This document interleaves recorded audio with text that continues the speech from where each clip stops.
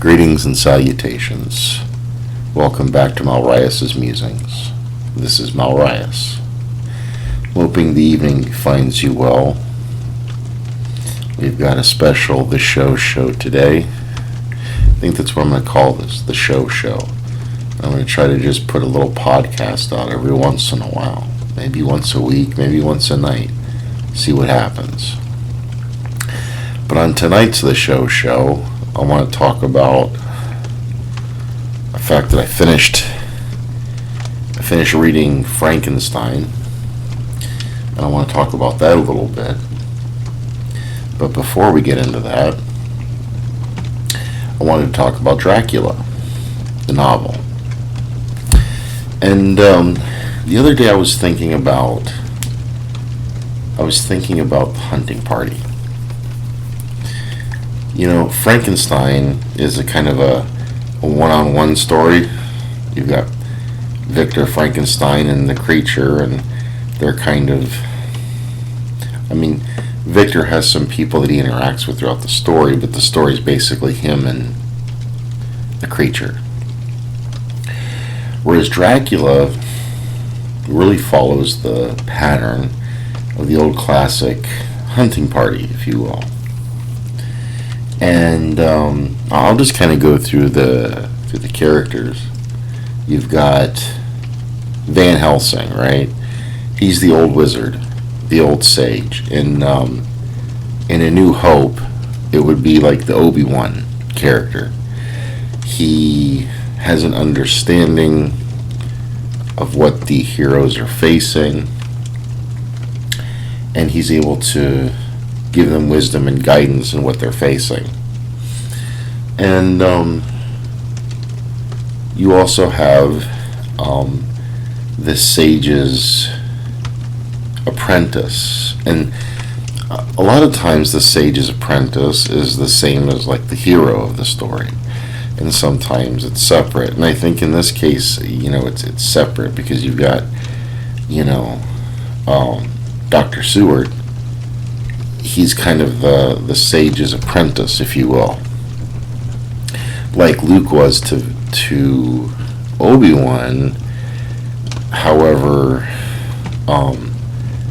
unlike Luke, he's not necessarily the main protagonistical hero of the story. He's one of the heroes, but he's not the hero character, if you will. I believe that goes to Jonathan Harker. Jonathan Harker is the love interest for the magical princess, which we'll get to in a moment. He arguably makes the most change.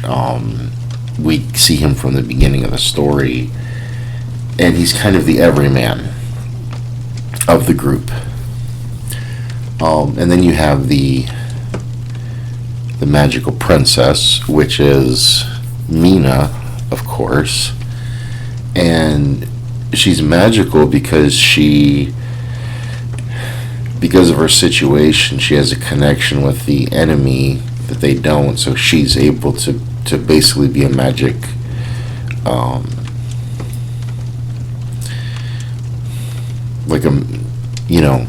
bestow her magical powers in their aid, in an effort to aid them, if you will. Let's see, you have the knight character, which I would say is Homewood, who literally becomes a lord halfway through the story and becomes the financial sponsor of the whole party. But being a lord, he kind of takes on the whole knight. I'm sure he was trained in arms at some point in his youth. He was a lord. His father passes like halfway through the book, and so he takes on that role. And then we have the rogue, who is Quincy Morris, the quote-unquote outlaw cowboy type. He's not quite an outlaw, but he's got the outlaw kind of look to persona to him. He's a cowboy type character, so he faces the unknown. So he's like the rogue character. And he actually dispatches Dracula with his knife, all nice and close, like a rogue would. So you have a nice party there. Am I missing anybody? Oh, the damsel in distress, Lucy, who is the love interest for Homewood. You see. So I think that's an interesting way. I had never quite sat and looked at it in those terms, like a D&D party or Lord of the Rings party or what have you. It kind of fills some of the classic roles, like I said, the old sage, like Obi-Wan in A New Hope, like the Yoda character. You have, excuse me, the hero slash apprentice, which is Jonathan Harker slash Seward.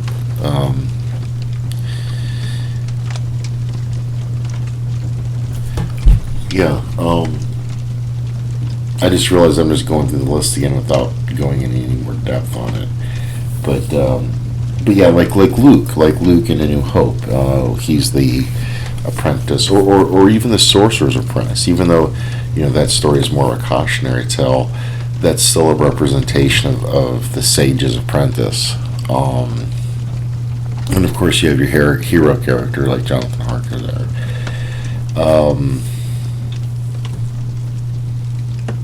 But it's just interesting how the whole party comes together, and each one of them has like a little bit of the story. We see it retold through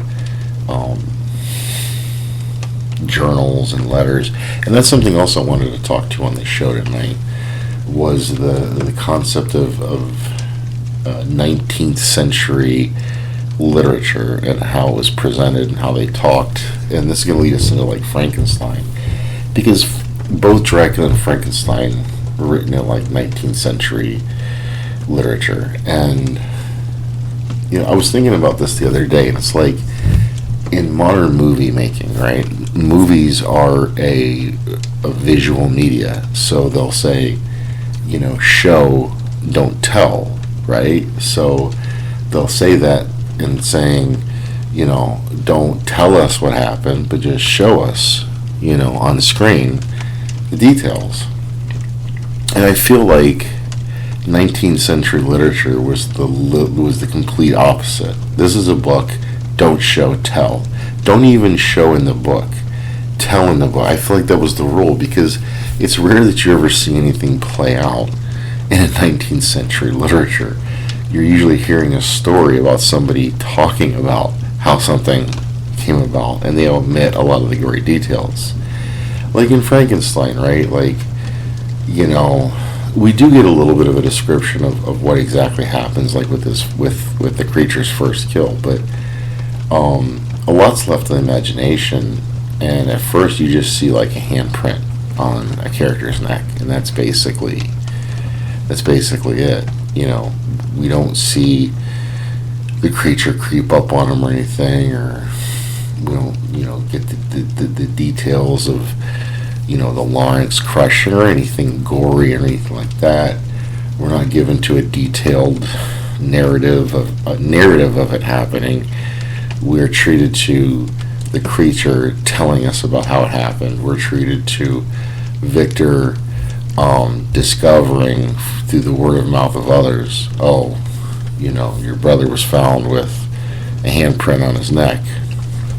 And so, and you see that in Dracula, like everything is people's recounting of what happened. It's very tell, don't show. And I'm not saying that as a criticism. I just found it an amusing observation. But you definitely see that with Frankenstein. And I'll be honest with you, like, I really love Del Toro's vision of the movie, or of the story. And it was everything that I expected from that director, and from what I know of what he values in his movie making. And so I felt like Del Toro's Frankenstein hit the nail on the head for what it was supposed to be. And that's what I relate in my review. But at the same time, I don't feel like it accurately portrays the novel for a lot of reasons. And I'm sure there's like other YouTubers that have covered this, and this is going to be full of spoilers.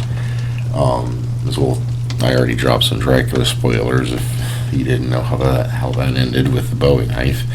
But I'm going to spoil the book here. But it's one of those things where it's like,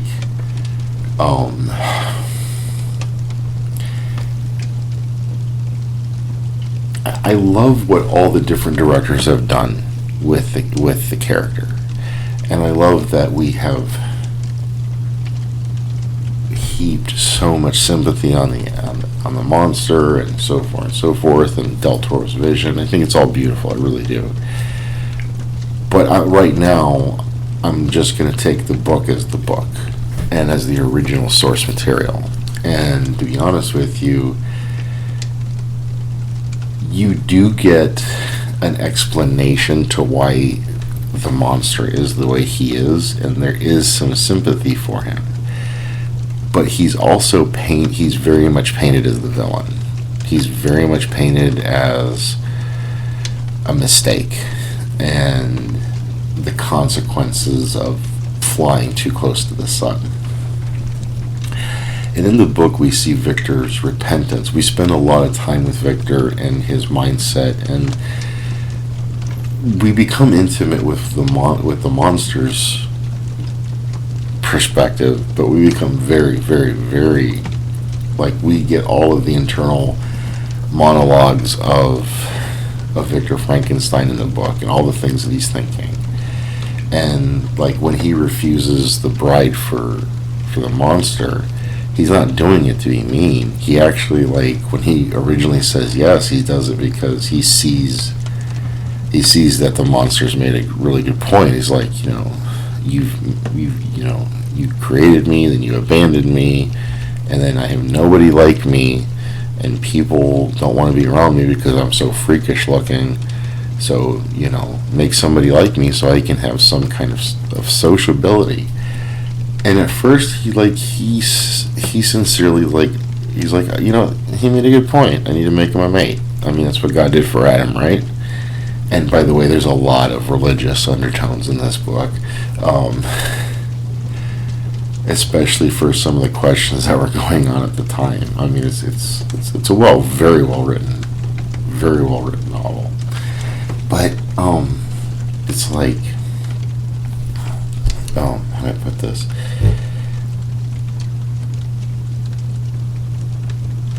Like, you get to see why the monster did what he did, and you can sympathize with him, but he's still a monster, because it's like, dude, you're wreaking havoc. And he's got this thing that's like, listen, if you do good to me, I'll do good, but if you don't do good to me, then I won't do good. Oh, and so, like I was saying before, Victor decides to make him a mate, but then when he's halfway through the process, he's like, whoa, wait a minute. What if she doesn't want to hold to this promise of leaving humanity alone? Like, he's promised, but she hasn't, and she's going to have her own will. Like, he learned the hard way that, if you create a being, it's going to have its own will. There's like layers to that right there too, but he starts to second guess it, because he's like, well, then what if they can have children, and then those children, like a race of beings that could just like overthrow humanity. And so he's like unsure he's like, okay, I've already made a creature and I flew too far to the sun and I'm suffering the consequences of that. What wisdom is there to do this a second time? And so he breaks his word to the creature, but he does so for, let's just say, like, if you just read it for what it says, you start to sympathize with Victor more, because he's repentant at this point. He's like, I don't want to fly close to the sun. I've learned my lesson. And he's paid a lot of tears for his Jurassic Park moment, and this really is a Jurassic Park story when you think about it. Anyways, I think it's very poignant now with AI being a thing. And something else is interesting that I think none of the movies cover is Paradise Lost. So, we all have role models, and the creature has to grow up fast, and he's given the role model of this family that he watches, and he learns how to talk and read and everything through them. But then one of the only books that he has to read is Paradise Lost, which he really takes to heart.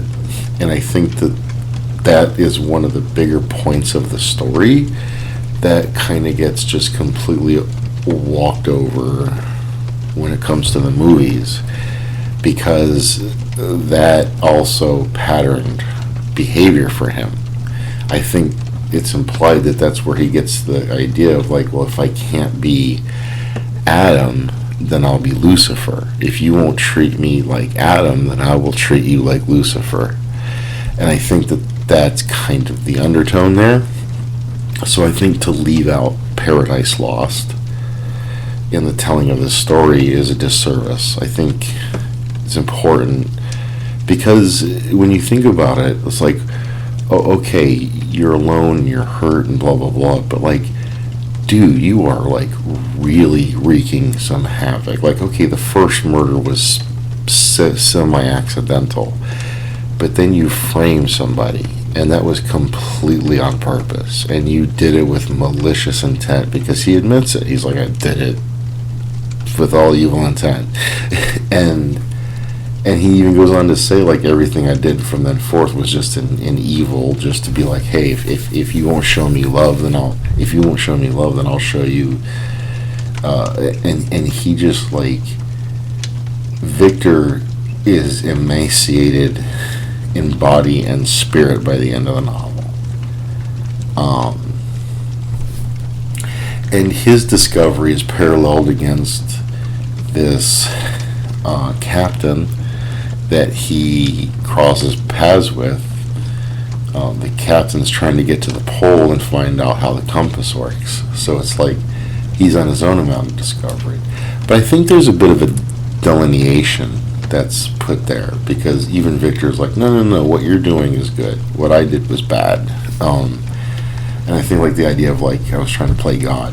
Now, of course, with our science now, we can basically do this. You know that. And I honestly, somebody brought up a point that it doesn't necessarily, before I read the book, somebody had mentioned this, and I kind of went in with one of the few thoughts that I had about the book was this, that it doesn't really explain how he creates the monster.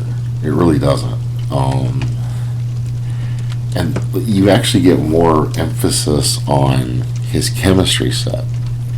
So I got the picture of him growing from some biological material, maybe a skin cell from his own body or something, that he grew this thing from. I can't remember if there are any references to any stitchings and scars, but it's said that he looks grotesque. And the lightning, you do get a reference to lightning, but it has more to do with this tree that gets hit by lightning and it explodes.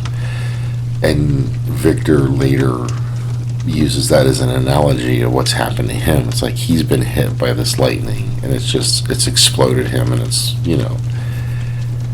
turned him into pieces of wood shrapnel, just shattered, and empty, and destroyed.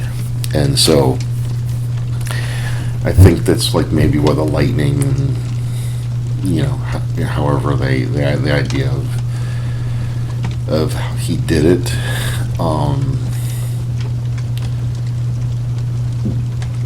but I don't think that's super important. She leaves it up, Mary Shelley, she leaves it up to your imagination. And so, you know, you can imagine whatever you want. And I think that somebody needs to do that in a new rendition. Maybe completely come at it with a new, like a chemistry-based creation of the monster. But yeah, what else?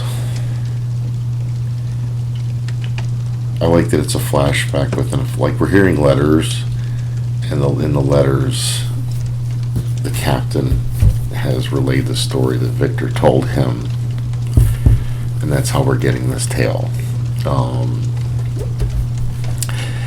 And the monster, like I said, he's a little different in the book, and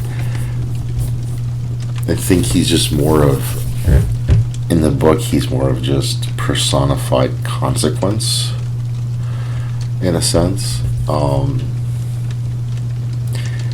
But it's an interesting thing, because, like I said, we're kind of there, and we're kind of facing this. You know, like AI is this big monster that, like, and it's funny because AI has kind of gone the same way as the monster, because he's like, we created it and we took one look at it and we go, oh, this is disgusting, and we all walked away. I mean, people are complaining about AI on YouTube and AI this, and how pissed off they are at AI and how they're afraid AI is going to take their jobs. And it's like, it's literally, if you took all of humanity as like a one unit of being, we created this monster, and then we were like simultaneously aghast at what we had created. And that's not to say that there's not people that aren't happy for it. I'm just kind of making an analogy there, and so showing how it's like poignant for today, you know. But I definitely recommend reading it. Remember that 19th century literature is a lot of like, okay, this is what happened. Now let me go on for 40 pages about how I feel about it, and what I think about it, and what it means, and what's the consequences. And that's what makes it the classic literature that it is. It's like almost every subject is somewhat a pursuit in psychology and science at the same time, because that was all new to them. And I get the same feeling from Frankenstein. Really good. It's not too long. It's not wordy. Don't get me wrong. Don't misinterpret what I'm saying. There's a lot of like mental discourse that's kind of relayed, and you know what Victor's thinking, what Victor's feeling, the consequences that he weighs, this, that, and the other.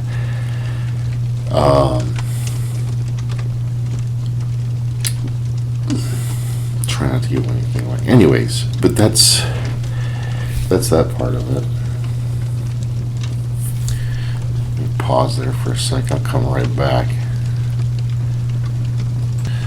And I kind of stopped and took a break there, and took a hit of the Space Coast cake I had in my pipe, and coughed a little bit, and took a drink of tea, and reassessed everything, because I kind of went through everything I wanted to talk about, but I wanted to make this at least a half an hour show, and we're only at 23 minutes. So, what else can I say about Frankenstein? Well, I do recommend reading it. It's not too long of a read. I know I said it goes into detail as to Victor's thoughts, but don't let that mislead you. It's not tedious. It gets to the point and moves, has a good flow. It's a lot shorter than Dracula. Dracula is a long read. It's still my favorite novel, but I'm not saying it doesn't have its issues, and one of it is it's a chunk. But there's a lot there to unpack at the same time. What else? I would like to see a more accurate depiction of it. I'd like to see Paradise Lost in a proper in the proper context, because we always see the blind man in the family, but we don't see the influence of Paradise Lost. I might have to go back and watch the De Niro version, because that was supposed to draw more from the original novel, if I understand. if I remember correctly. So, but yeah, there was that, and talking about the party of Dracula, the hunting party, if you will, and hopefully I can go with some good AI pictures for that.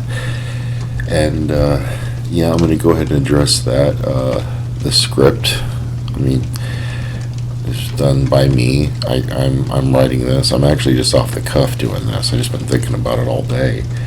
And I'm not saying that I wouldn't use some AI to help me write a script, like help me organize my thoughts, but I've been writing a long time, and I'm really not comfortable. Like, even if I used AI to help, I'd still go back and rewrite every line so that the words are mine, you know. But I don't even do that. I just use it more like, help me make an outline for this, or what questions have I not asked myself on this particular subject, you know. But no, I don't use AI to write my scripts. AI is not reading this. These are my thoughts. And I didn't use it at all for this. I'm just doing all this off the cuff. What else? Oh yeah, but the images. I'm putting the prompts in for the images, and I've been doing that from both channels for the last few. You know, I was using like what my friend called guerrilla. I had a guerrilla style of video making, because I just go scour the internet for images that would fit. And I'd probably, if I was monetized, I'd probably be causing myself some problems with that. And I do plan on being monetized at some point. So AI has afforded me a way to get some of my, without using other people's images, my own thoughts graphically out there, because I'm not really a great artist. So I am using that, as I have no one to draw pictures for me, which is fine. I'll let the computer do that. But I only say that for full disclosure, so everybody knows what I'm doing. I'm going to be making the images from AI, but the content is mine. The guitar is mine. The only thing with the music that's not mine is the backtracks. I scour those from the internet, but the lead is mine. And I feel really good about the channel right now. I feel really good about the upcoming merger. And I think this would be a good format, the show here, to just come on here and when I have thoughts about things and muse about it, and just spend about a half an hour. I'm thinking about putting some like Dark Souls or another video game over this and using images. So I'll have to record about a half an hour of video game playing, but that's fine. With that being said, we're about 28 minutes, so I'm going to start winding this episode up, and I hope you're all well. I don't know when the next one's going to be, but as soon as I have an idea, I'm going to put another one out. And I'm going to put more effort into this, not for you and not for the views or the subscribers, but I feel good. I feel better when I'm creating. And if you're a creator, if you're really a creative person, then I recommend that you create. Whatever it is that you do, you should create, because you will feel better by doing it. And with that, I will see you on the flip side, and see what the next thing brings.